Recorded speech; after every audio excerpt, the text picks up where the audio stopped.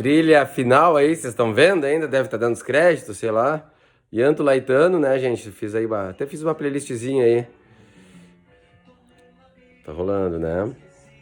Fiz uma playlistzinha aí pra vocês ouvirem. Espero que tenham. Bom, agora tô em impacto do filme, né? Não sei se eu tô falando no momento logo em seguida.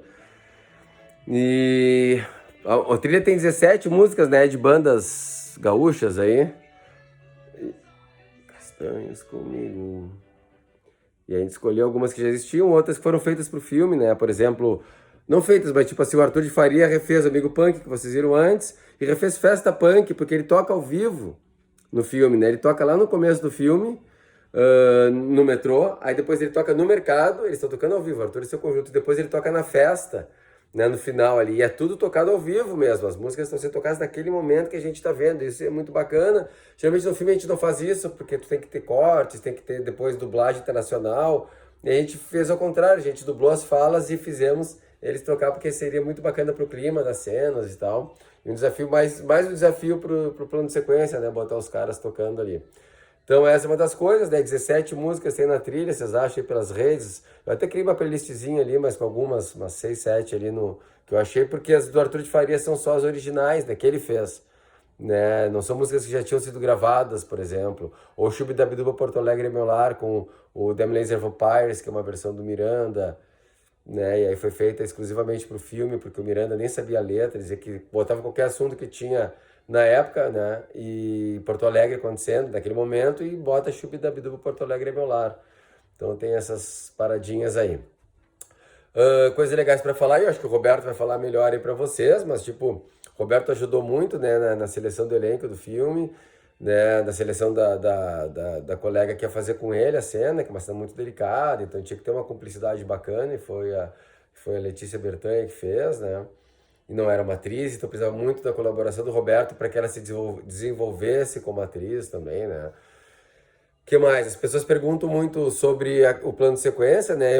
Por exemplo, eu provavelmente não faria esse filme de novo hoje, né, gente? A gente mas saiu 4 meses, né, de ensaio, começando com o elenco, e depois só que a câmera foi entrar, né? E aí tinha guarda de trânsito, o azulzinho, que é a Brigada Militar, o azulzinho, a guarda de trânsito, que eu com moto para parar carros, para o ônibus poder andar pela cidade.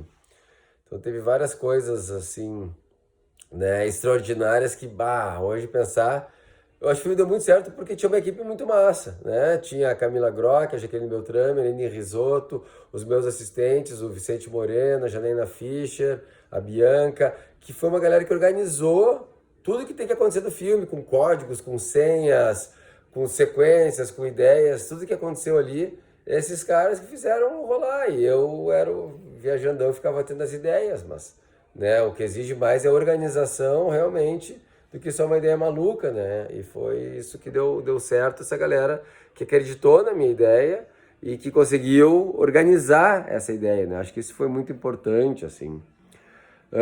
O que mais? O filme foi rodado dia 8 de dezembro, 6 vezes foi rodado, com intervalo no meio. A vez que vocês viram é a segundo dia. 3 dias deram certo. O segundo, o quarto e o sexto, os dias pares, né?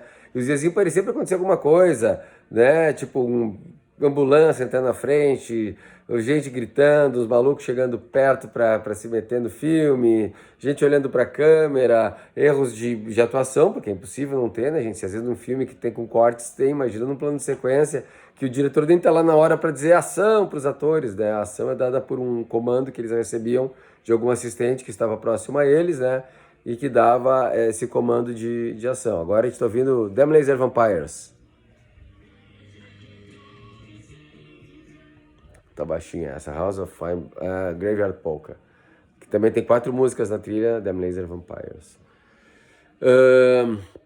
Tem vários making-offs aí, eu passei pro Ed também, obrigado Ed pelo convite. Mini making-offs, às vezes, explicando como é que foi feito o som do filme, por exemplo. Eram 3 bases de captação, né? Uma do som direto, uma do som ambiente e uma de som de locais, assim, tipo, tava dentro do ônibus, é um cara com o microfone escondido como se fosse... Então, um cara sentado no ônibus como se fosse um passageiro e estava segurando o microfone para pegar as falas que tinha ali do Papai Noel, das gurias, de outras pessoas, né? Então, que era o Guilherme Algarve. Então, tem essas coisas muito bacanas. E nós tínhamos 8 microfones de lapela para sei lá quantos personagens, 15, 16 que tem. Então, quando terminava uma cena, alguém tirava os microfones enquanto outra cena rolava e levava lá para uma cena mais adiante para outros personagens, né? Então isso foi muito doido. 180 pessoas envolvidas diretamente, né? Eu tô mandando para vocês, tomara que chegue, né, gente, que a gente consiga, porque eu tô gravando antes de saber se isso vai dar certo, uns folders, adesivos, e aí tem umas curiosidades aí nesse material para vocês saberem mais sobre o filme. O filme foi para festivais aí, ganhou o Festival de Milão, Festival Internacional lá em Milão, ganhou o melhor prêmio do festival, tinham 10 filmes concorrendo. Ganhou no Festival de Lima, no Peru, o prêmio de melhor filme de estreia e o prêmio de melhor ator pro Roberto Oliveira, né? E ganhou em Tiradentes também uns prêmios. Não foram tantos prêmios, mas foram muitos festivais, né? Ele foi para o Festival de Roterdã, que é um dos maiores do mundo. E aí, graças a isso, foi também para o Bafisi na Argentina, foi para o AFI em Los Angeles, foi para o Festival de Munique. E aí viajou o mundo aí, alguns festivais. Né? Infelizmente não foi um filme muito vendido, né? Eu não tinha uma coisa que é importante, chama Sales Agent, agente de vendas, né? Eu não tinha, não fui atrás, ingenuidade, né? E aí acabei não tendo esse agente quando eu fui para Roterdã, que lá é que ele venderia muito filme. Então acabou que o filme não vendeu muito, assim, né? Vendeu para alguns canais de TV, Canal Brasil, coisa assim. Mas, tipo, eu tive experiências com curtas de vender para dezenas de países, ganhar um dinheiro com curtas-metragens de 2000, em 2000, por exemplo. E esse dinheiro por mais de ano para mim, assim, vendendo. Até para empresa aérea, assim. Né? Então aqui acho que eu cometi um erro, assim, né, nesse filme de não ter... de ter subestimado os convites que eu tive de agentes de vendas quando viram que o filme entrou em Roterdã, né? E não ter aceito, porque eu achei que lá eu ia encontrar, né? E quando eu cheguei lá, os caras me disseram, não, tu teria que estar já aqui com o agente de vendas. E aí era tarde. Que mais, né? Então, alguns atores não eram atores profissionais, a maioria sim era, né? Ou, né? Tipo, Raiz Lima Verde está na cena lá com o Girley Paz, que é a cena do escritor e do velhinho. E a adaptação dos contos, por exemplo, esse conto do Raiz e do velhinho se chama, do Girley, se chama Venâncio Esquina João Pessoa. E nós filmamos exatamente da Venâncio Esquina com João Pessoa. Né? Então, isso, quando eu li o livro do Paulo Scott, eu li e eu vi que havia um impossível encadeamento entre cenas. Porque o Paulo Scott morava na Venâncio Aires, aqui em Porto Alegre, tá? Quem conhece, né? É quase escrito com a João Pessoa. E ele escreveu dali. Então muitos dos contos se passavam na região da casa dele ou na região onde ele morava. E eu, quando eu li, eu saquei que, né, tinha a ver as coisas, né? E eu lembro que eu li, depois teve um... Eu li tipo numa noite, assim, pirei o cabeção, e encontrei ele um dia depois e falei, Scott, cara, vamos fazer um filme, temos que adaptar. Ele falou, vamos, vamos. E deu certo, saiu o filme. O Scott não gostou, né? Muito interessante isso. No primeiro momento ele não gostou muito do filme, porque ele achou que mudava muito a proposta, né? O livro, na verdade, ele era bem mais violento que o filme. O filme ele é mais violento psicologicamente, o livro era muito violento fisicamente também, além das metáforas e questões psicológicas, né? E eu sempre disse pro Scott que não era o filme dele, né? Era o meu filme, ou seja, era a minha leitura do livro. Se qualquer outra pessoa lesse o livro e fizesse o filme, ia ser totalmente diferente do meu filme e também totalmente diferente do filme do Scott. Eu acho que depois passou um tempo, já fizemos vários debates juntos, o Scott, né, eu acho que conseguiu perceber, né, a relevância do filme também, tudo isso, e eu acho que isso mais tranquilizou, ele já falou isso publicamente, assim também, que nos primeiros momentos foi muito difícil para ele. Né? Porque, como eu disse, não era o filme dele. Então, se alguém que leu alguns desses contos e vê o filme, não é o filme que vocês fizeram quando vocês leram os contos. É uma coisa meio óbvia, assim, né? na literatura. Bom, já estamos com 10 minutos, gente. Eu vou encerrar aqui, vou deixar o Roberto Oliveira falar, que eu acho que é mais importante, né? Vocês ouvirem ele, já que ele está aí. Né? Eu não tenho gostado muito de debater meus filmes, então é uma questão muito pessoal eu não estar aí. Recentemente o filme passou aqui em Porto Alegre e foi o roteirista de Brandip e a produtora Jaqueline Beltrame debater.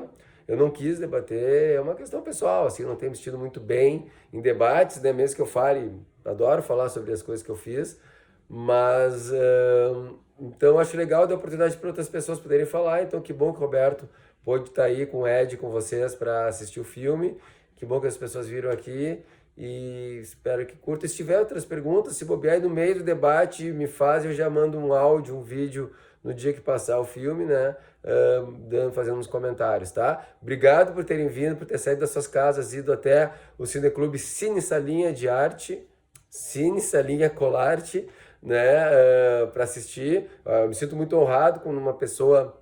Às vezes eu já fiz sessão para uma pessoa, e uma pessoa, o que que fez aquela pessoa sair de casa e ir lá ver o meu filme, sabe? Então eu acho que tem que se valorizar mesmo, e eu agradeço muito, assim, que vocês viram e espero que entendam, né, eu não estar aí, né? Não foi por uma questão de logística nem nada, porque eu não realmente não tenho debatido esse, O Morro do Céu, que é outro filme que eu adoro também, volta e meia pede para passar, podem passar aí também. Eu não tenho debatido, né? Faleceu o personagem principal, que é um documentário, e eu não me sinto bem, assim, sabe?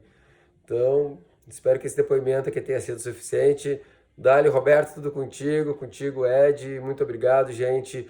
Escrevam, mandem e-mails, procurem nas redes e vamos conversar. Abração. Aí.